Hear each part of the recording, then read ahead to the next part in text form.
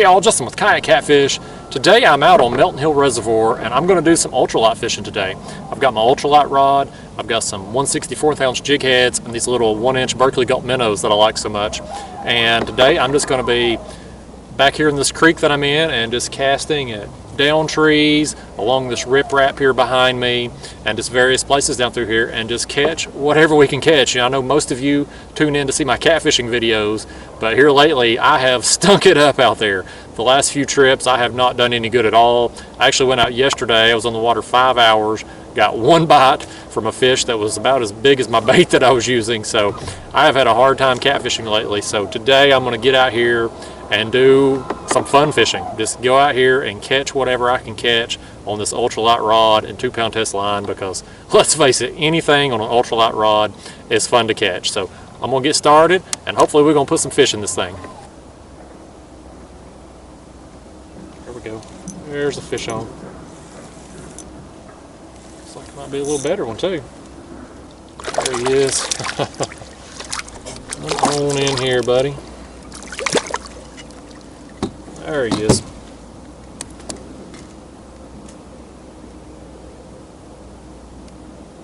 It's that little 1-inch Gulp Minnow there. A little bass to go with it.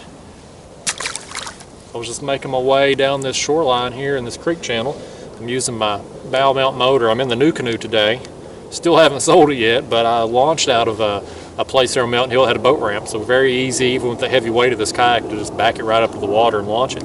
So like right now, I finally caught a fish coming down the shoreline, so I'm going to hit the spotlight feature. And I'm just going to let this thing hold me in place, and I'm going to make a few more casts there along that stump where I just caught that fish. You know, there's a lot of people that'll tell you a pedal kayak, and I fish out of a pedal kayak in my Hobie Outback. They'll tell you that it's hands-free fishing. Really, it's not, because you got to steer. You have a rudder handle that you have to steer with even when you're operating the pedals. This right here, hitting this spotlight feature, letting the motor hold the kayak in place, that's hands-free fishing.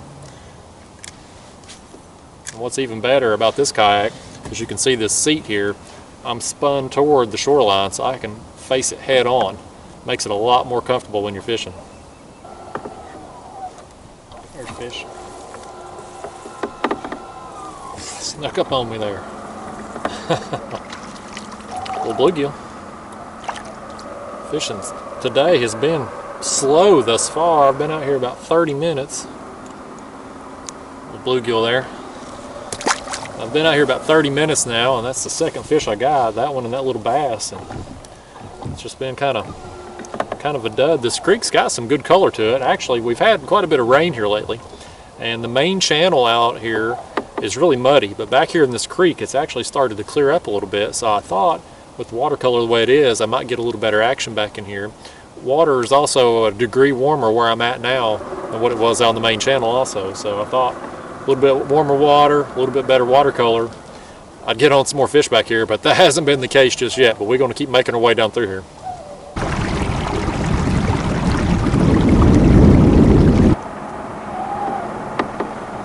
There he is. Oh, it's a little smallmouth right there. That is a smallmouth. Decent fish too. The bend he's putting in that rod. Very cool. Like I said, this is where this bow mount motor with the spot lock, this is where it shines, because I can sit right here in this one spot and just focus on this fish. It is a decent fish too.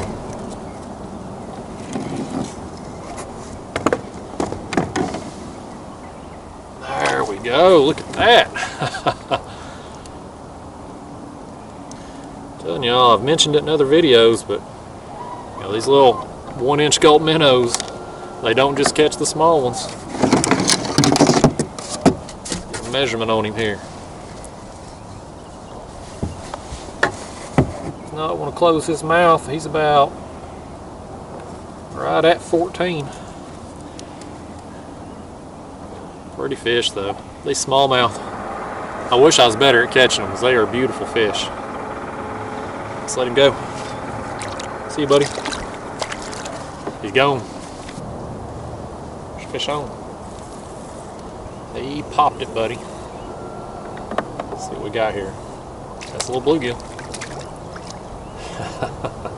I really expected it to wear the bluegill out today, but that has just not been the case.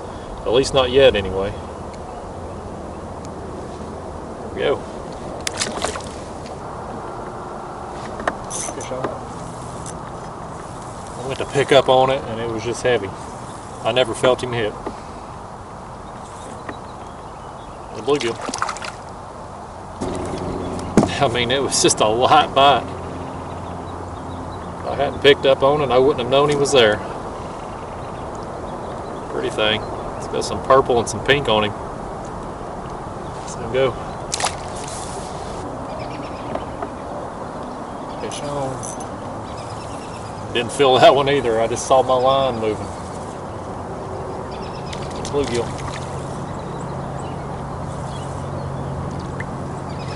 These fish are just not real aggressive today. Probably because of the water temperature. I thought it was going to be a little warmer back here than what it has been. It's actually, I've moved farther back in this creek. It's 54 degrees back in here. 51 in the main channel, so about 3 degrees warmer. Look at him, look at the yellow on him. But I was thinking it might be more, 56, 58 degrees back in here. And truth be told, if the sun was to pop out, it probably would heat it up a little more. It's just, it stayed cloudy all day long, so I haven't really had a break in it. Again.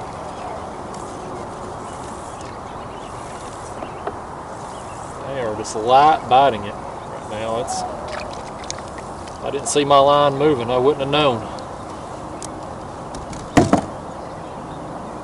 It's good to be on some fish though.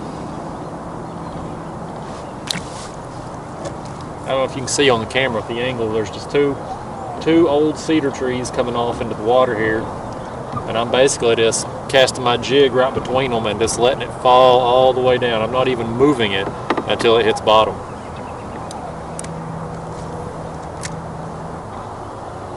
Fish on. Fish on. Fishy, fishy.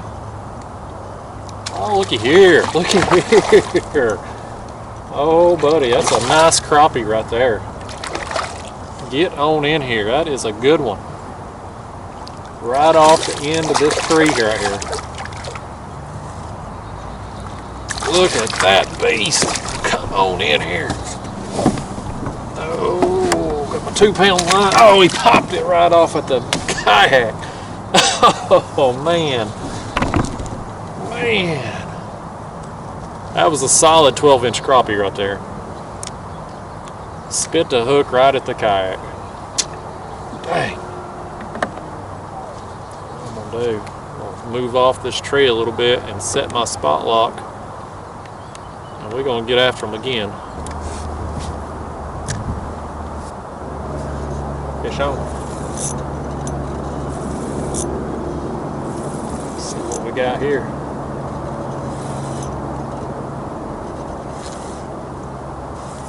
Gotta look at him yet. Oh yeah, it's another crappie. Let's see if I can actually land this one. This one ain't quite as big as the other one, but he's a good size one. Look at that.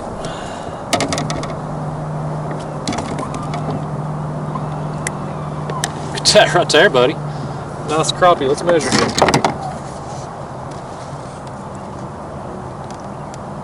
One is 11 inches right there. Said he ain't as big as that other one I lost, but that's a dang good crappie right there off the edge of that tree. Let's let him go, and I'm gonna make several more casts in there. Got one on right there. Never felt him hit, just saw my line swing. Oh, that's a bass. That is a bass right there. Largemouth. I'm just letting that motor do its thing, man. Got the spot lock on, it's holding me in place. I just get to fight this fish. There, Mr. Largemouth. You aren't the crappie I was throwing in there for, but I will gladly catch you. Look at that. Little chunk, buddy. It's measuring. It's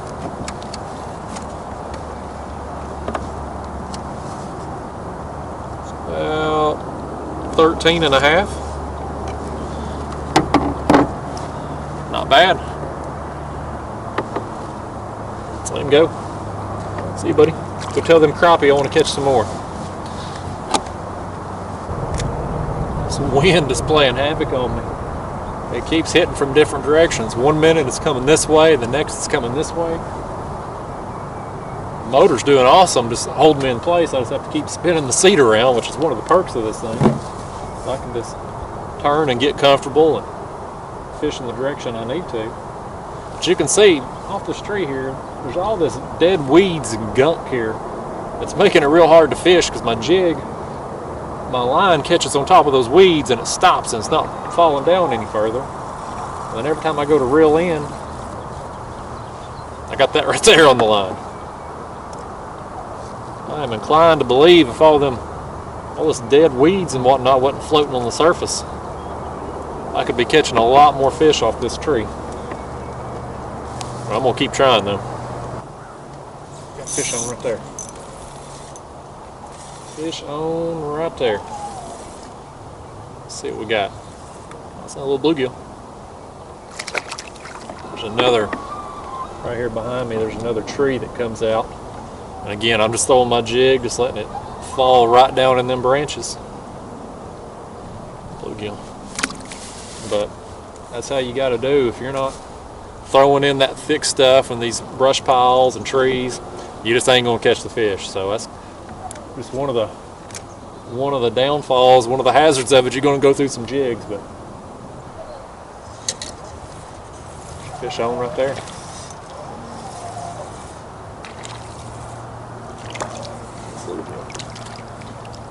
Tell you what, these bluegill, buddy, they are not aggressive today.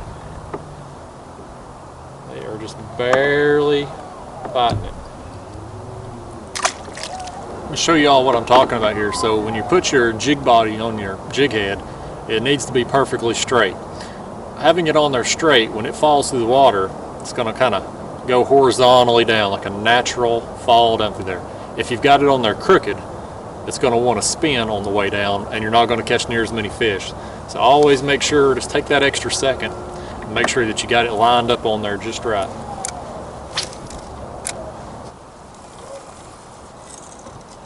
Fish. There you come. Start to reel it in and you hit it.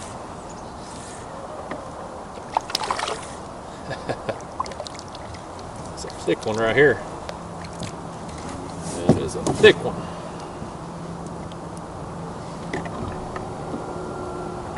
It's got some shoulders on him.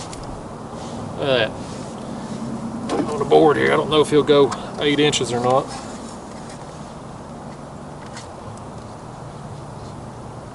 About 7 and a half. Still, nice bluegill though.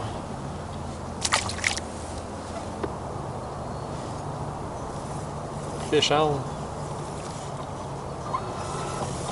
Don't look at him yet. Oh, that's crappie. Oh, there's one with him too. There was one with him. He comes swimming right up to the kayak beside him. Look here. A little bit smaller one there. What's measuring here? Yeah, it's about 9 and a half on that one. I'll throw right back in there though. I don't know if you can see it right here behind me. That's what he came off of.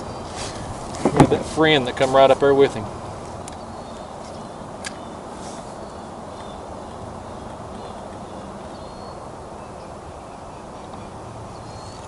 There's another one.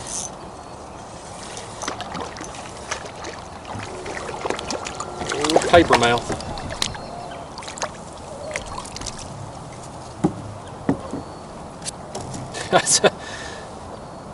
That's just how it goes, y'all. I mean, I've been throwing at these trees down through here all afternoon, and you'll go 20 or 30 trees, nothing will be on it, and then you'll get on one, and you'll just find a school of them. I don't know why they choose the trees that they do, but once you find them, just a matter of just sitting there and just picking them off. There he is.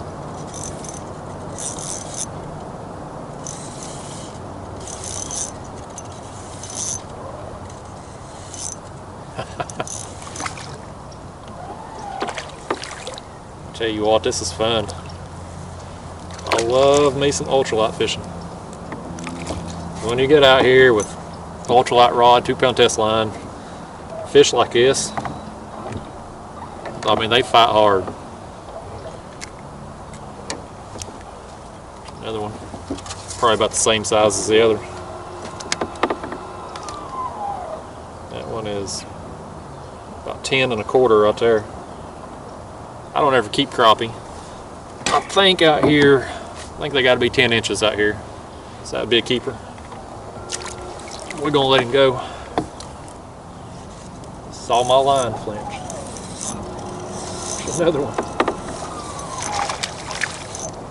And these crappie are stacked up off this tree.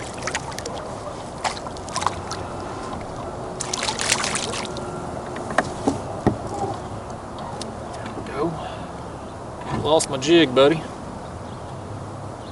Some beautiful fish, aren't they? See you, pal. Now I know inevitably somebody's going to ask me what color gulp minnow I'm using today. This is an emerald shiner color that I'm using, but honestly y'all, I don't put a big emphasis on color. I like natural colors, your greens, your browns, your shad colors. That's what I'm throwing all the time. I'm not one of those people that carries 112 different colors. I'm a believer in buck parry. Control your depth, control your speed, and fish are going to get in the way. That's what I believe in. So color is just way down on the scale of list of important things with me. So, but I know somebody's inevitably going to ask me when I'm buying these gulp minnows. I buy them off Amazon because usually that's where it's cheaper when you factor in shipping and whatnot.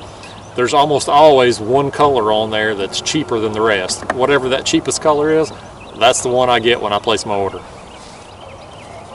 Yes.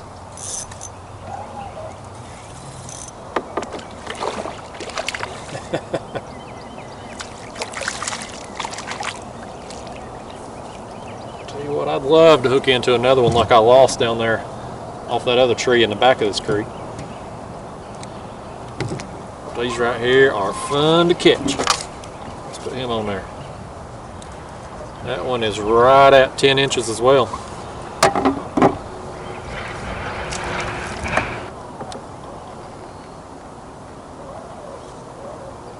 Fish on. Let's see what we got. Oh, another little crappie. They're all in that tree, buddy.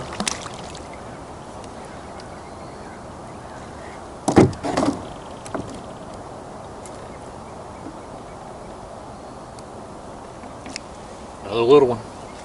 I tell you, they're just stacked up in there. I'm either catching a fish or losing a jig every time. I tell you what, y'all, when you buy your jig heads, buy them in bulk because you're going to go through them, and that's just, you know, that's just how it is. You got to throw down in through those thick brush piles and branches like that. Because, like I said, if it makes it through there and you don't get hung, you're probably going to catch a fish, but you're going to get hung a lot too. So jig heads are cheap, memories are priceless. That's what I say.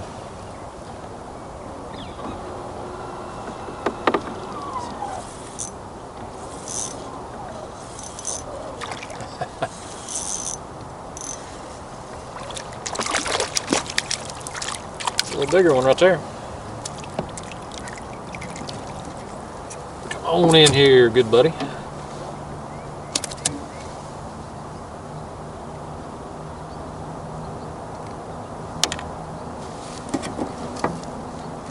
Let's see what we got there.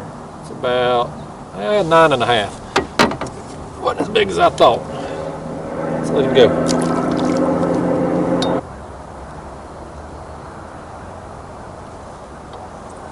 Show. Oh, that's a bluegill right there. Another thick bluegill too. Look at that, buddy. Might be the biggest one of the day. Oh, you come here now. You come here now. Quit that. Let's measure you one time. All right. 8 inches, about, well, 8 1/4. He's a thick one though. Look at that. Look at the shoulders on him. Beautiful fish. Well, get on out of here then. Some of these fish are just camera shy, I guess. That's all right. Dump that. Oh, he's got me wrapped up. There he comes. Got me wrapped up in a branch for a second. It's always scary getting wrapped up in a branch when you got 2-pound test line, because there ain't a lot of give.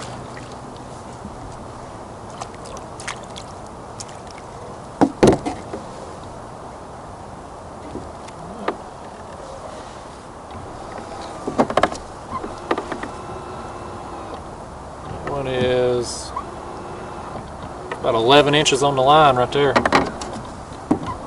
Another good one. Let him go. Get some more of them.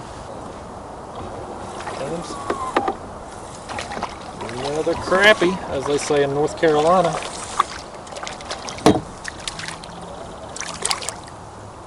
Come on in here.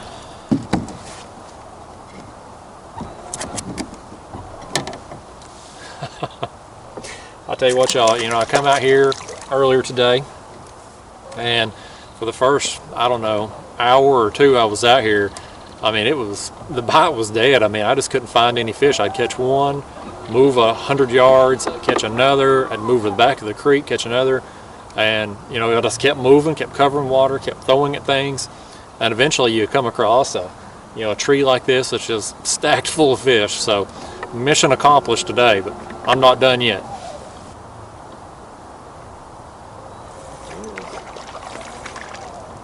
They had kind of stopped hitting the jig on the fall like I was catching them when I first got on this tree. So I just switched up my game a little bit, and I just started just a steady retrieve, just slow and steady. Started catching them again. Sometimes that's all it takes, is just changing your presentation just a little bit, and you'll start catching them. There he is. Oh, come here now. All right.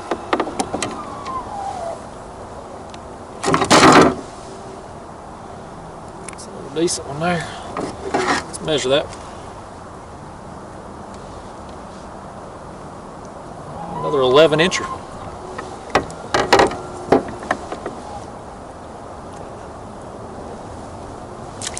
Fun times. All that gunk that was on the water in the back of that creek has made it out here to where I'm at now. It's making it difficult to get a decent cast in. There we go.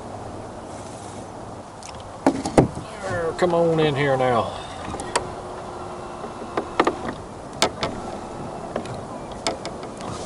Another little one, but they have fun fight on this ultralight. Alright y'all, I am finishing up on what has been a fun afternoon. Fun fact about today, it's actually my birthday, and I can't think of a better way to have spent it than out here on the water, catching some fish, and doing what I love to do.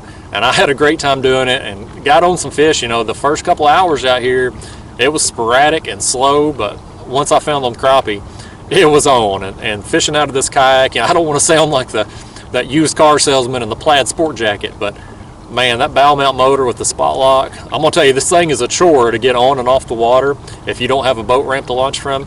But man, on the water, I mean, I'd roll along till I caught a fish, hit the spot lock, and just adjust the seat to face wherever the action was, and sit there and fish. Didn't have to touch a paddle, don't have no pedals to fool with.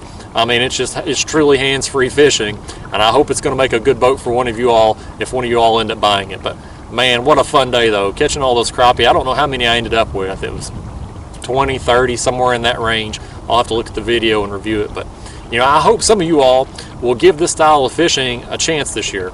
I know a lot of people are kind of against it. It's all ultralight fishing, nobody's going to catch anything big on that, but it's a lot of fun, and it's very simple, minimal equipment. And the cool thing is even if you're catching small fish on an ultralight rod and 2-pound test line, they all pull hard, they all fight hard, and it's just a good time. So I hope some of y'all will give it a chance this year and go out. And if you're new to fishing and you've come across this video, this is a great way to start out. I mean, it's a very minimal upfront cost. You just need a ultralight rod, which, you know, I do recommend getting a quality rod, something that you can feel a light bite with. I mean, today, for instance, those bluegill were very inactive, and, you know, I would see my line moving, or I'd go to pick up on my jig and I'd feel the weight. I mean, I did not feel their bites at all. So you want a sensitive rod, so you're going to have to pay a little more for that. But otherwise, though, you know, get you some 2-pound line and some jig heads and some little gulp minnows, or any small plastic. You know, for me, when I'm out here doing this ultralight fishing, this right here is what I carry.